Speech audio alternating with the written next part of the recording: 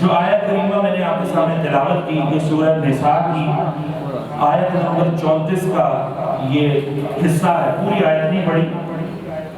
اور آج کل جو جتنے مسائل ہیں گھروں میں میاں بیوی کے، اسپیشلی خاوند بیوی کے، تو وہ ان کی یہ بیس ہے کہ اگر مرد و عورت ایمان رکھتے ہیں، اسلام وہ لے آئے ہیں، مسلمان ہیں، تو قرآن مجید کے جز پر اس کا ایمان ہونا چاہیے کہ ہم مسلمان کا رہے۔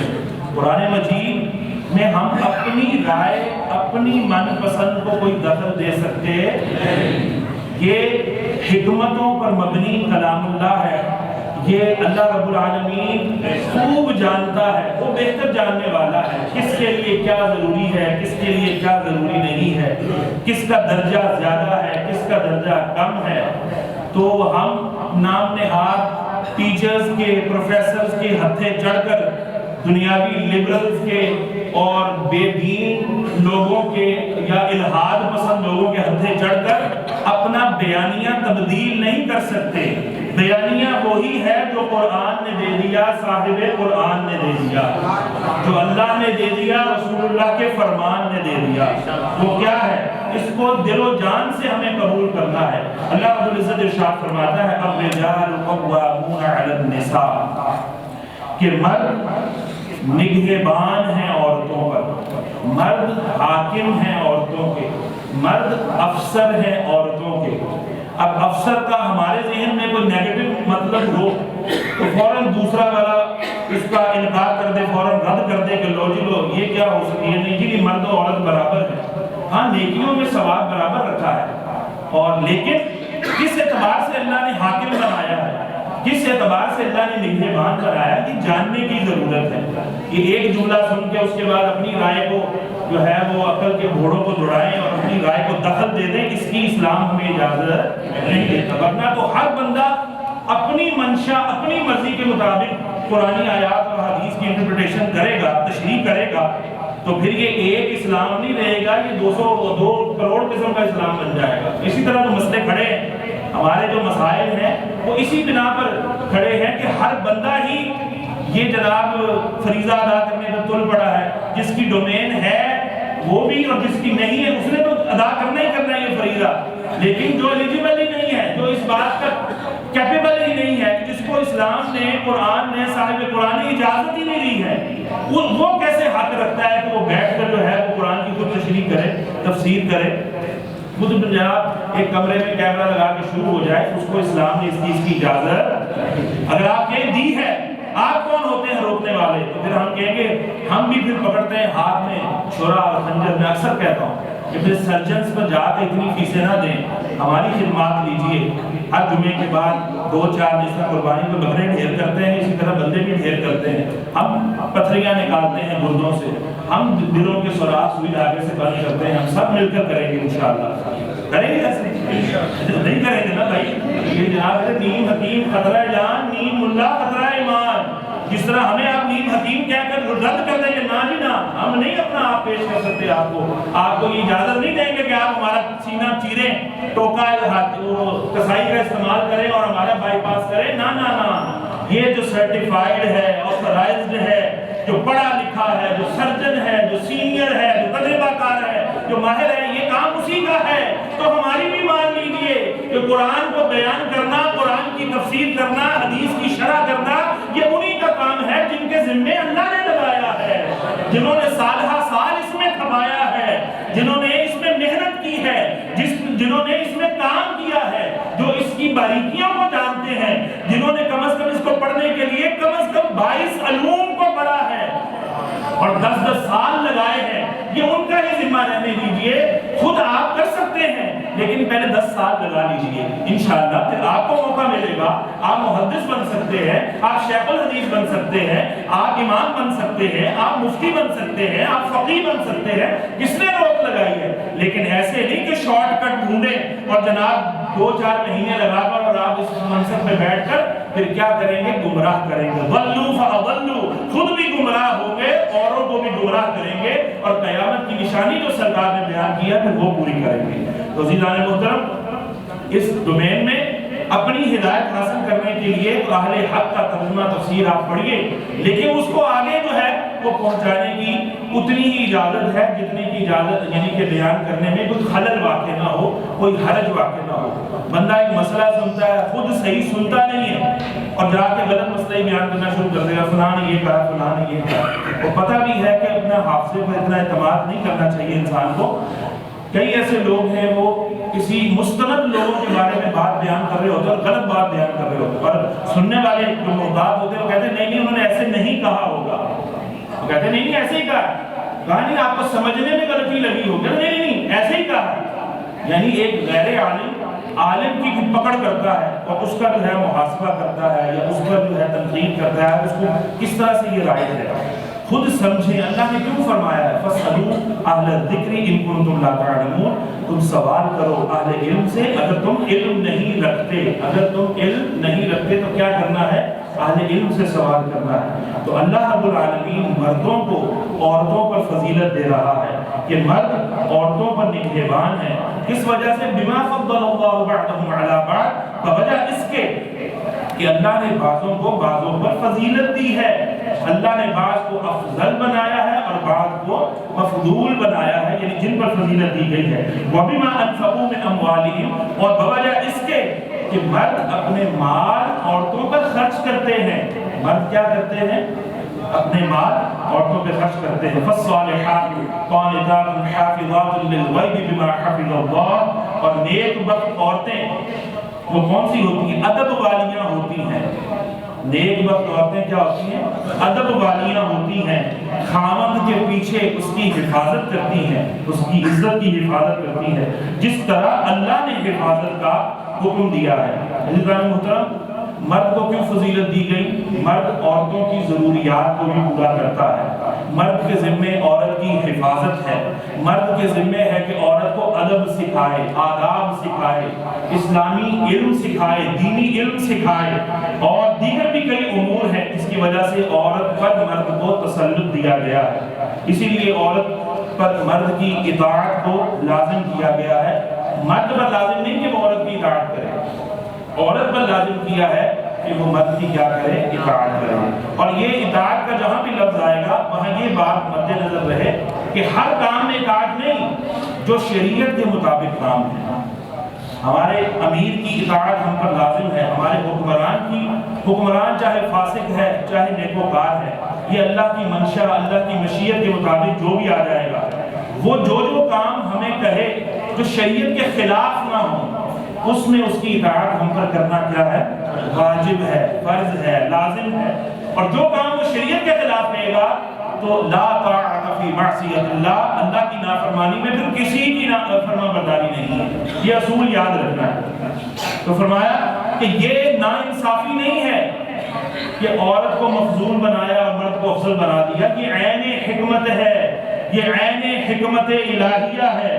اور مرد اور عورت کے حقوق اس اعتبار سے ایک جیسے اللہ نے نہیں رکھے، مردوں کے حقوق زیادہ رکھے ہیں اور عورتوں کے ان سے کم رکھے ہیں، لیکن ایسا نہیں کہ عورت کو محروم چھوڑ دیا ہے، ایسا نہیں۔ کیوں ایسا کیا اللہ نے؟ یہ اللہ کی حکمت کے مطابق ہے۔ اللہ رب العالمین جو جانتا ہے وہ ہم نہیں جانتے۔ ابھی کچھ وجوہات آپ سنیں گے تو انشاءاللہ ایمان تازہ ہوگا۔ تو یہ شان نزول کیا تھا اس آیت کریمہ کا کہ سعد بن ربیع رضی اللہ تعالی عنہ نے اپنی زوجہ کو تھپڑ مار دیا، جس کی وجہ سے ان کے چہرے پر نشان پڑ گیا۔ تو وہ اپنے والد کو لے کر حضور صلی اللہ علیہ وسلم کی بارگاہ میں حاضر ہوئی، شکایت کی کہ میرے شوہر نے اس طرح سے تھپڑ مار دیا ہے اور منہ پر نشان پڑ گیا۔ تو رسول اللہ علیہ السلام نے حکم ارشاد فرمایا کہ قصاص لو۔ اب قصاص کا مطلب کیا ہے کہ مرد نے تھپڑ مارا تو پھر عورت بھی کیا کرے؟ تھپڑ مار کے قصاص پورا کرے۔ لیکن اللہ کریم نے آیہ کریمہ نازل فرما دی کہ مرد کیا ہے؟ حاکم ہیں عورتوں پر۔ جو آیہ کریمہ کا حصہ میں نے نہیں پڑھا کیا کیونکہ پھر طویل ہو جانا تھا، اس کے اندر پھر وہ عورت کے مارنے کا ذکر اس میں آ رہا ہے۔ انشاءاللہ اللہ نے مہلت دی تو آئندہ میں اس کو بیان کروں گا، لیکن یہ شان نزول میں نے جو عرض کیا۔ اب مرد عورت سے بہت افضل ہے. کن وجوہات؟ بیٹیوں کو پتا ہے کہ کب نماز پڑھنی ہے تو کب نہیں پڑھنی، کب قرآن پڑھنا ہے تو کب نہیں پڑھنا، کتنے دن پڑھنا ہے تو کتنے دن نہیں پڑھنا. 3 دن سے کم ناپاکی ہو تو وہ استحاضہ ہے، وہ حیض نہیں ہے، اس میں نماز معاف نہیں ہے. 10 دن سے زیادہ ناپاکی ہو جائے تو وہ استحاضہ کا خون ہوگا، وہ اس میں نماز معاف نہیں ہے، نماز پڑھنی ہے. کیسے پڑھنی ہے؟ کون سے پریکاشنری میجرز لینے ہیں، کون سی احتیاطی تدابیر کرنی ہے تو نماز پڑھنی ہے. بعض جو ہے گھر کے اندر سختی کرتے نماز پڑھو بیٹی کو کہ نماز پڑھو، بیوی کو نماز. اب بعض بیٹیوں نے نہیں نماز پڑھنی ہوتی، تو اب ضروری ہے کہ آپ کو بتائیں کہ آج نماز پڑھنی ہے کہ نہیں پڑھنی. یہ کام ماں کے ذمہ ہونا چاہیے کہ ماں اپنی بیٹی کو، ماں کو پتا ہے کہ بیٹی نے نماز پڑھنی ہے یا نہیں پڑھنی. تو شریعت ہمیں کہتی ہے کہ جن دنوں میں عورتوں نے نہیں بھی پڑھنی ہوتی نماز، وہ وضو کریں نمازوں کے اوقات میں اور مصلی بچھا کر تروشی پڑھ لیں، ذکر اذکار کر لیں. کسی کے ذہن میں یہ بات جانے ہی نہ دیں کہ اس نے پڑھی ہے کہ نہیں پڑھی. جو پتا ہوگا کہ ذکر اذکار کر رہی ہے تو دھیان رکھنے کی ہمیں ضرورت بھی نہیں ہے کہ کن دنوں میں پڑھی تو کن دنوں میں نہ پڑھی. اسی طرح جب بچہ جنتی ہے عورت، جب وہ ڈلیوری ہوتی ہے تو اس کے بعد 40 دن میکسیمم ہے نفاس کے، زیادہ سے زیادہ اس میں جو ہے وہ عورت اس کو نماز کی معافی ہے. ہو سکتا ہے وہ 10 دنوں میں پاک ہو جائے، ہو سکتا ہے وہ 20 دنوں میں پاک ہو جائے، ہو سکتا ہے وہ 5 دن میں پاک ہو جائے، ہو سکتا ہے وہ 35 دنوں میں پاک ہو. تو جس کو ہم نے چلا کا نام دیا ہے، چھلا جس کو ہم بولتے ہیں چھلا، تو بعض لوگ تو فرض سمجھتے ہیں کہ 40 دن تو نماز کے قریب بھی نہیں جانا، نماز پڑھنی ہی نہیں ہے. ایسا نہیں ہے. اگر وہ 20 دن میں پاک ہو چکی ہے تو اسے پتہ چل جاتا ہے کہ وہ پاک ہے کہ نہیں، تو باقی 20 دن تو اس نے پڑھنی ہے، ریگولر نماز پڑھنی ہے. لیکن علم نہ ہونے کی وجہ سے اور نمازیں بول پتہ ہی کوئی نہیں ہے. کبیرہ گناہ روزانہ کے 5 کبیرہ گناہ جو ہے وہ چل رہے ہوتے ہیں، نامہ اعمال برباد ہو رہا ہوتا ہے. اور کس وجہ سے؟ شریعت کا علم نہ ہونے کی وجہ سے. تو یہ کمزوریاں ہیں جسمانی طور پر. مرد ان کمزوریوں سے پاک ہے، اس لیے اللہ نے مرد کو عورت پر افضل بنایا ہے. اسی طرح مرد پر جہاد فرض ہے، عورت پر بہت سخت مجبوری کے علاوہ اس پر فرض نہیں. عورتوں کا جہاد حج کو کہا گیا کہ حج ادا کرو، یہ تمہارا جہاد ہے. لیکن عورتیں جہاد کے اندر مرہم پٹی، کھانا پکانا، تیمارداری، یہ اس طرح کے معاملات عورتوں کے ذمہ تھے اور جہادوں کے اندر صحابیات نے یہ ذمہ داریاں ادا کی ہیں. مشکل ترین امور، عقل کے امور، عقل و دانائی اور جو ہے اس کے اعتبار سے جو امور ہیں کہ مرد کے ذمہ اللہ نے لازم کیے ہیں. عورت بنسبت مرد کے تھوڑی کمزور دل ہے، وہ تھوڑی کم بہادر ہے. تو اس وجہ سے اللہ نے مرد کو فضیلت، اب اللہ نے بہادر بنایا، اللہ نے اس کی باڈی کا سٹرکچر ہی جو ہے، اس کا پوسچر ہی ایسا بنایا کہ وہ مشکل کاموں کے کرنے کے لیے ہے مرد. وہ کام عورت نہیں کر سکتی. اس کو صنف نازک کیوں کہا گیا؟ اس کے اندر طبعی طور پر یہ کمزوری رکھی گئی ہے. مرد کو اللہ رب العالمین نے میراث میں یعنی وراثت میں دگنے حصے کا حقدار بنایا ہے. عورت کا سنگل حصہ ہے. اس میں بھی اللہ تبارک و تعالیٰ اس کی حکمتوں کو خوب جانتا ہے، کیونکہ مینج ہی مرد نے کرنا ہے، سارا انتظام مرد نے چلانا ہے. عورت کے ہاتھ میں اگر یہ کام دے دیا جائے تو اللہ ماشاءاللہ کیا حالات ہوں وہ آپ کے سامنے ہیں. جہاں پر ایسا ہے، جہاں حکومت عورتوں کو دے دی جاتی ہے، وہاں پھر صلاح کی کوئی امید باقی نہیں رہتی. فرمایا ایٹ اے ٹائم مرد 4 بیویاں رکھ سکتا ہے، یہ اللہ نے اس کو اجازت دی ہے. تو کس طرح رکھ سکتا ہے، اس کے علیحدہ احکام ہیں. عورت ایٹ اے ٹائم 4 شوہر نہیں، 2 شوہر نہیں رکھ سکتی تو 4 کیسے رکھے گا؟ عورت کہہ گئی جی ہمیں کیوں نہیں اجازت دی 4 بیویوں کی، ہمیں 4 مردوں کی کیوں نہیں اجازت دی 4 شوہر ہوں؟ تو بتائیے کہ مرد اگر 4 بیویاں رکھے تو جس کی جو اولاد ہوگی تو اس کا باپ کون کہلائے گا؟ وہی مرد. اور اگر ایک عورت کے 4 شوہر ہوں تو اس سے اولاد ہو تو کس کی اولاد کہلائے گی؟ پتہ ہی نہیں ہوگا کہ کس کی یہ اولاد ہے. لہذا اللہ رب العالمین نے حکمتوں کو جانتا ہے. 2 عورتوں کی گواہی کے برابر اللہ نے 1 مرد کی گواہی رکھی ہے. شرعی اعتبار سے یہ بھی وجہ ہے فضیلت کی. بعض مقدمات میں تو عورتوں کی گواہی قبول ہی نہیں کی جاتی. تو کون سے مقدمات ہیں؟ حدود کے یا قصاص کے جو مقدمات ہوتے ہیں اس میں عورت کی گواہی نہیں چلتی. دیگر معاملات کے اندر 1 مرد اور 2 عورتیں گواہی دے دیں یا 2 مرد جو ہیں گواہی دیں تو گواہی جو ہے قبول کی جاتی ہے. ایسا نہیں ہے کہ جس طرح ہماری کچہریوں میں عدالتوں میں لوگ پھر رہے ہوتے ہیں کہ ہمیں پیسے دو ہم گواہی دے دیں گے، ہم عینی شاہد بن جائیں گے، ہم جھوٹی گواہی دے دیں گے. اللہ فرماتا ہے جو گواہی اس طرح سے دیتے ہیں ان کو بہت بڑے درجے کے وہ گناہ گار ہیں، ان کے دل جو ہیں وہ سیاہ ہیں. مرد اکیلا سفر حج کر سکتا ہے یا 3 دن 3 رات کا جو سفر ہے جسے 92 کلومیٹر کہا گیا ہے وہ اکیلے سفر کر سکتا ہے، اس سے زیادہ بھی کر سکتا ہے۔ عورت بغیر محرم کے اتنا سفر نہیں اس کو شرعاً کرنے کی اجازت۔ تو اس میں بھی بہت سے لوگوں کی عقل جو ہے وہ بڑا تیز فراٹے بھرتی ہوئی چلتی ہے کہ جناب اب تو اتنا امن کا سفر ہے۔ کئی لوگ کہہ رہے ہوتے ہیں جی وہ ایئر ہوسٹس عورتیں ہوتی ہیں اور 12 گھنٹوں کی فلائٹوں میں جا رہی ہیں آ رہی ہیں، تو وہ جب پوچھتی ہیں کہ جناب ہم حج عمرہ کر لیں، ہمارے لیے آسان ہے، ہم جدہ کی فلائٹ میں جاتی ہیں، تو مولوی کے پاس جاؤ تو مولوی کہتا ہے نہیں، تو آگے ہنستا ہے، بیان کرنے والا ہنس رہا ہے، یعنی کتنے انٹلیکچوئل اس کو سمجھ رہے ہوتے ہیں لوگ۔ غامدی جیسا شخص جو ہے میں نام بھی لے لیتا ہوں کہ وہ آگے ہنستا ہے کہ یہ کیا مذاق ہے کہ عورت اگر ایئر ہوسٹس بن کے جناب جا رہی ہے اتنی دور، تو وہ اگر عمرہ بھی کر لے حج بھی کر لے تو کون سا مذائقہ ہے؟ اگر عقل کے اندھے تیرا وہ حلیہ ہی عالم جیسا نظر نہیں آتا تو کون سی بلا ہے؟ تو پلانٹڈ بندہ ہے کہ جناب عورت کو ایئر ہوسٹس بننے کی اجازت کس نے دی ہے؟ کیا اسلام اجازت دیتا؟ آپ کی بہن بیٹی دوسروں کو شراب پیش کرے، جوس پیش کرے، بوتلیں پیش کرے، برگر پیش کرے اور جناب اس کی ٹانگیں ننگی، جسم چست، لباس بال ننگے کی اجازت دیتا ہے اسلام؟ جب یہی اسی کی اجازت نہیں ہے تو اس پر بنا کرتے ہوئے تو کہتا ہے کہ عمرہ حج کر لے، تو اس میں کون سا مسئلہ ہے؟ تو شریعت کے احکام کا مذاق جو اڑانا ہے، کوئی نئی سوچ جو تھوپنی ہے اور نیا اپنے آپ کو ایسا انٹلیکچوئل بنا کر پیش کرنا ہے کہ جناب جو بات کسی نے نہیں کی وہ میں کرتا ہوں تو میری بڑی بلے بلے ہو جائے گی، میری بڑی جناب فالوئنگ بڑھ جائے گی۔ تو چاہے اللہ ناراض ہو، رسول اللہ ناراض ہو، شریعت کے احکام کی دھجیاں بکھریں، کوئی مسئلہ نہیں۔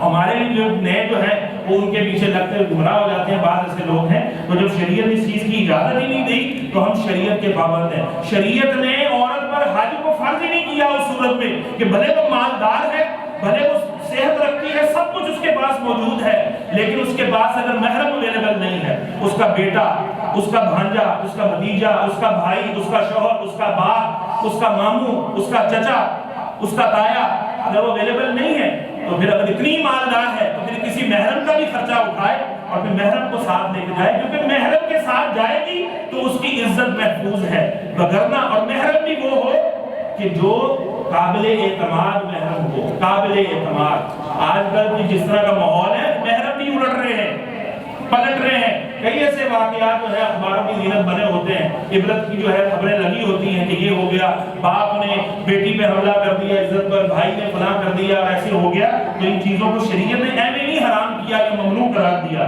اس کے علاوہ شرعی طور پر مرد، جس طرح سارے انبیاء و رسول مرد تھے، کوئی عورت نبی نہ ہوئی ہے نہ ہو سکتی ہے، اور رسول بھی مرد ہی تھے۔ امامت مرد ہی کر سکتا ہے۔ کئی فتنے اٹھ رہے ہوتے ہیں کہ عورتوں نے امامت شروع کر دی، فلاں ملک میں ایسا ہو گیا، تو یہ ایسے چٹکلے چلتے رہتے ہیں، اس سے متاثر ہونے کی ضرورت نہیں ہے۔ سلطنت یعنی حکومتی سربراہ جو ہے، یہ اللہ نے مرد کو یہ اعزاز دیا ہے، عورتیں ان کو اجازت نہیں ہے، بھلے ملک قانون بناتے رہیں، کالے قانون بناتے رہیں، اس میں اجازت نہیں ہے، شریعت میں اس کی اجازت نہیں۔ گھوڑ سواری، تیر اندازی، تیراکی، ان چیزوں کی مرد ہی کو جو ہے اس کے ساتھ خاص کیا گیا ہے۔ مرد کے ذمے عورت کا سارا خرچ رکھا گیا ہے، عورت کے ذمے مرد کا خرچ نہیں رکھا گیا، یہ بھی شرعی فضیلت کی وجہ ہے۔ مرد کی اجازت کے بغیر عورت گھر سے باہر نہیں جا سکتی، مرد پر یہ پابندی نہیں ہے۔ ہاں مرد اگر ماں باپ سے بھی ملنے نہیں دیتا تو یہ اس کی قدر لگائی ہے شریعت نے کہ ماں باپ سے ملنے سے تو نہیں روکا جا سکتا، تو اس کا بھی بتایا ہے کہ وہ کتنی دیر میں مل سکتی ہے، اور بشک منع کرتا ہے تو کرتا رہے۔ اسی طرح مرد کو عقل میں کامل رکھا گیا، عورت کو ناقص رکھا گیا، اسی لیے اس کو ناقص العقل اور ناقص فی الدین بھی کہا جاتا ہے۔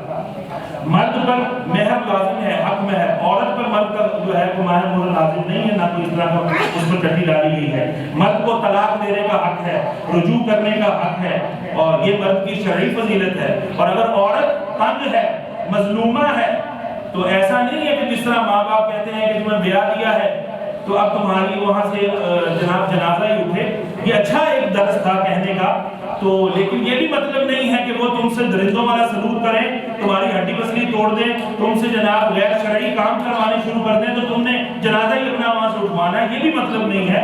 اپنے ساتھ ہونے والی بہت زیادہ حد سے زیادہ جو زیادتی ہو جائے جس کو وہ سمجھتی ہے تو وہ اپنے والدین کو بتا سکتی ہے تاکہ اس کا مداوع ہو، اس کا سد باب ہو۔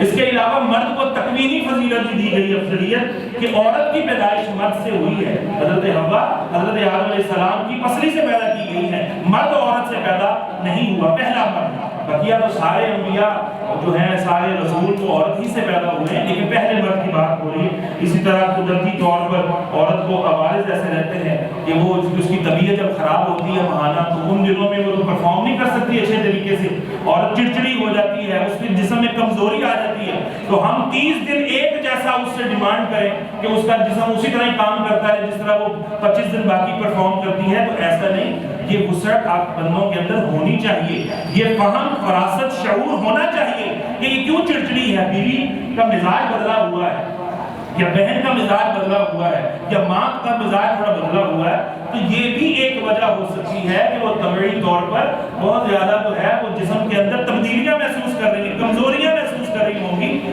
تو اس طرح سے چڑھائی کر کے رکھنا ان پر یا ان کو اپنا جناب رعب اور دبدبے کا نشانہ بنا کر رکھنا، اس کی شریعت نے اجازت نہیں دی ہے۔ مجموعی طور پر جنس مرد جنس عورت سے افضل ہے، لیکن ایسا نہیں ہے کہ ہر مرد ہر عورت سے افضل ہو۔ مجموعی طور پر جنس مرد، جنڈر جو مرد ہے وہ عورت سے کیا ہے، افضل ہے، لیکن ایسا لازمی نہیں کہ ہر مرد ہر عورت سے افضل ہے۔ کیوں کہ جیسے بعض عورتیں علم و دانائی میں مردوں سے بہت افضل ہیں، جتنی ازواج مطہرات ہیں، امہات المومنین ہیں، ساری امت کے اولیاء، غوث، قطب، ابدال ہوں، وہ ان کی جناب قدموں کی خاک کے برابر بھی نہیں بنتے۔ غیر صحابی جو مرد ہیں وہ صحابیہ عورتوں کی برابری کر سکتے ہیں؟ ہرگز نہیں کر سکتے۔ اسی طرح یہ اللہ تبارک و تعالیٰ نے یہ جزوی فضیلتیں بھی دی ہیں اور اس تناظر کے اندر ان معاملات کو لینا چاہیے، اور بہت سے آگے مسائل ہیں انشاءاللہ آئندہ تو ہم مبارک کو بیان کریں گے۔ اللہ تبارک و تعالیٰ سے دعا ہے کہ ہمیں عمل کرنے کی توفیق عطا فرمائے۔ وما علیہ الا البلاغ۔